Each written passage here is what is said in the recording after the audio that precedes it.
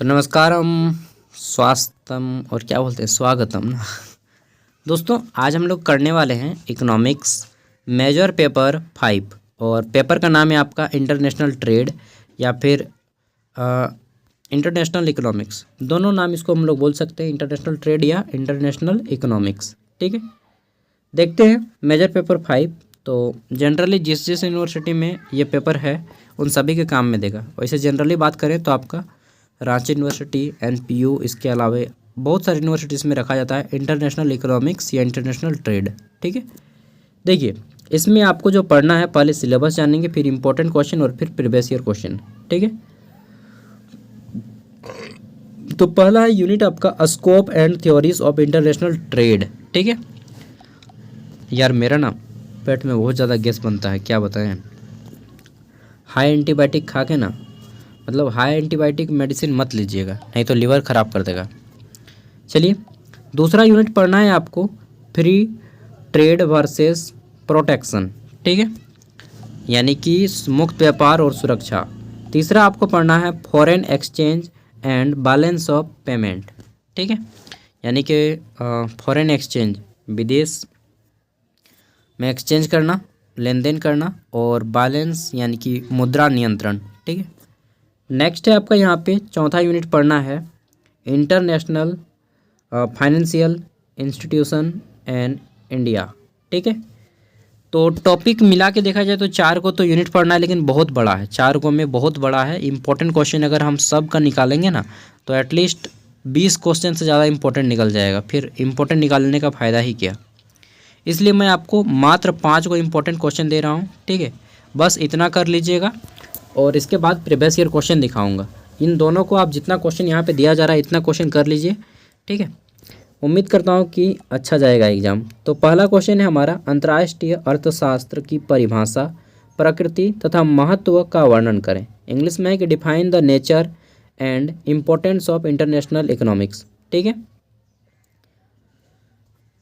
परिभाषा लिखना है, प्रकृति लिखना है और महत्व लिखना है। अगला है हमारा अंतर्राष्ट्रीय व्यापार का हेक्सचक्र क्या है यार, अंतर्राष्ट्रीय व्यापार, ये आपका हेक्सचर ओलिन।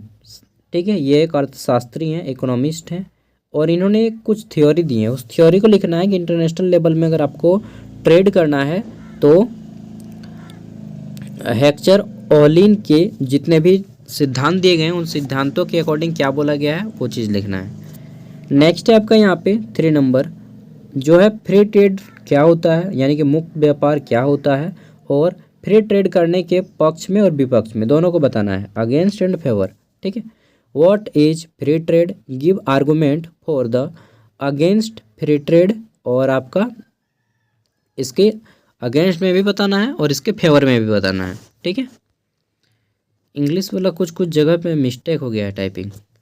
आगे देखते हैं, अगला है हमारा मुद्रा का अवमूल्यन एवं अधिमूल्यन तथा अंतर्राष्ट्रीय व्यापार पर इसके प्रभाव को लिखना है। ठीक है, अवमूल्यन क्या होता है, डिवैल्यूएशन बताना है। फिर आपका अधिमूल्यन मतलब जब वैल्यू बढ़ जाता है, अवमूल्यन जब वैल्यू घट जाता है, अधिमूल्यन जब वैल्यू बढ़ जाता है, और इसका इंटरनेशनल ट्रेड पर क्या इफेक्ट पड़ता है ये बताना है। जैसे डॉलर का देखिएगा बढ़ता ही जा रहा है यार, पहले 74 रुपया था, अभी 84 के आसपास पहुंच गया है, 10 रुपया। और भारतीय रुपयों का भी होता है, अधिमूल्यन भी होता है, डिवैल्यूएशन भी होता है। जैसे आप श्रीलंका लेके जाइएगा ना हमारा पैसा भारत का, तो वहाँ पे आपको ज़्यादा वैल्यू है इसका। ठीक है, अमेरिका का पैसा का इंडिया में ज़्यादा वैल्यू है। ठीक है, इंडिया का पैसा का भारत के पैसा का अमेरिका में कम वैल्यू है। चलिए, अगला है हमारा भुगतान संतुलन क्या है, भुगतान संतुलन के प्रतिकूल होने के क्या कारण है। ठीक है, भुगतान संतुलन क्या होता है बताना है कि what is balance of payment, फिर बताना है कि what are the reason for adverse balance of payment. ठीक है, आगे देख लेते हैं। तो यहाँ पे हमारा इन सभी टॉपिक पर थोड़ा थोड़ा सा आपको पढ़ के जाना है। फर्स्ट नंबर पे आपका IMF मतलब इंटरनेशनल मॉनेटरी फंड, हिंदी में बोलते हैं इसको अंतर्राष्ट्रीय मुद्रा कोष। ठीक है, इसका मुख्यालय वाशिंगटन DC में है, अमेरिका की राजधानी में। नेक्स्ट है आपका WTO वर्ल्ड ट्रेड ऑर्गेनाइजेशन, इसको पहले गेट के नाम से जाना जाता था, और इसकी स्थापना कब हुआ है 1 जनवरी 1995 को। और इसका मुख्यालय स्विट्ज़रलैंड का एक शहर है वाशिंगटन डीसी, वहीं पे है। और तीसरा है आपका वर्ल्ड बैंक, ठीक है, इसका भी मुख्यालय अमेरिका की राजधानी वाशिंगटन डीसी में है। एफडीआई फॉरेन डायरेक्ट इन्वेस्टमेंट क्या होता है ये जान लेना है। और साथ में आपको जान लेना है मल्टी नेशनल कंपनीज़ के बारे में या फिर मल्टीनेशनल कॉरपोरेशन, ठीक है, मतलब कि बहुराष्ट्रीय कंपनियां। कुछ कुछ कंपनियां हैं जो कि बहुत सारे देशों में हैं, ठीक है। जैसे आपने नाम सुना होगा हिंदुस्तान यूनिलीवर, ठीक है, ये साबुन बनाने की कंपनी है, बहुत सारे देशों में है, साबुन शैम्पू बनाती है, ठीक है। अब बेचने आ गया फेरी वाला यार, यहाँ पे अभी गाना बजाएगा चलिए, तो 2 मार्क्स वाले यहाँ पे 8 क्वेश्चन आए हैं। हालांकि आपके एग्ज़ाम में 1 मार्क्स वाले आएंगे 5 को, 5 मार्क्स वाले 2 को, और बाकी सभी क्वेश्चन रहेंगे फिर आपके 15 मार्क्स वाले। तो देखिए कुछ इस टाइप से आ सकता है। अंतर्राष्ट्रीय विशिष्टीकरण, ठीक है, विश्व व्यापार संगठन वही WTO, वर्ल्ड ट्रेड ऑर्गेनाइजेशन। उदारीकरण क्या है, लिबरलाइजेशन क्या है ये बताना है। विदेशी प्रत्यक्ष निवेश क्या होता है, ठीक है, फॉरेन डायरेक्ट इन्वेस्टमेंट FDI वही बोले। फिर है आपका साधन कीमत समानता। फिर है आपका व्यवसाय में सरकारी हस्तक्षेप होता है ना, बिजनेसमैन के लिए आप गवर्नमेंट का ऑर्डर लेना होता है तो सरकारी हस्तक्षेप। मूल्यांकन मैट्रिक्स और आपका राशि पातन, इन सब को जान लेना है। देखिए आपके जो 15 मार्क्स वाले क्वेश्चन है कुछ इस टाइप से आएंगे। यहाँ पे देखिए क्वेश्चन है व्यवसाय के अंतर्राष्ट्रीयकरण से आप क्या अभिप्राय है। मतलब 1 मिनट यार, अच्छे से हमको बैठने दो तो पहले। चलिए अब ठीक है, लेट के ना मज़ा नहीं आता है। तो हमारा क्वेश्चन है यहाँ पे क्या है, पहला क्वेश्चन व्यवसाय, जो व्यवसाय होता है उसके अंतर्राष्ट्रीयकरण, मतलब जब आप बिजनेस को इंटरनेशनल लेवल पे लेके जाएंगे एक देश से दूसरा देश, ठीक है, अपने देश से बाहर, तो अंतर्राष्ट्रीय व्यवसाय चलाने में आने वाली मुख्य कठिनाइयों का सामना करना पड़ेगा। वो कौन सी कठिनाइयाँ हैं, ठीक है, दूसरा देश से ऑर्डर लेना पड़ेगा गवर्नमेंट का, ट्रांसपोर्ट का खर्चा, कैसे ले जाइएगा दूसरा देश, जल जहाज या हवाई जहाज। हवाई जहाज से तो उतना नहीं जाते पाएगा, तो जल जहाज के माध्यम से ले जाना पड़ता है, ठीक है, शिप के थ्रू। इसके लिए आपको विदेश में अपना ज़मीन खरीदना पड़ेगा, बहुत सारा टर्म एंड कंडीशन है यार, ठीक है, तो इन सबको बताना है।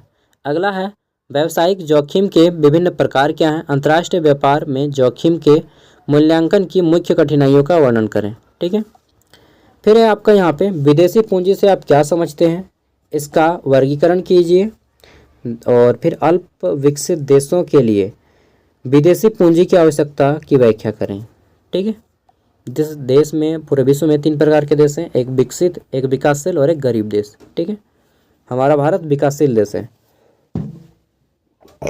चलिए आगे देख लेते हैं। तो अगला हमारा है विदेशी निवेश, 1 मिनट यार, क्वेश्चन है हमारा विदेशी विनिमय दर क्या है, यह क्रय शक्ति समता सिद्धांत द्वारा कैसे निर्धारित होती है, ठीक है।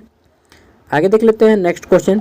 तो हमारा अगला क्वेश्चन है यहाँ पे अंतर्राष्ट्रीय व्यापार के हेक्सर ओहलिन सिद्धांत की अंतर्राष्ट्रीय व्यापार के परंपरावादी सिद्धांत पर उत्तमता स्थापित कीजिए।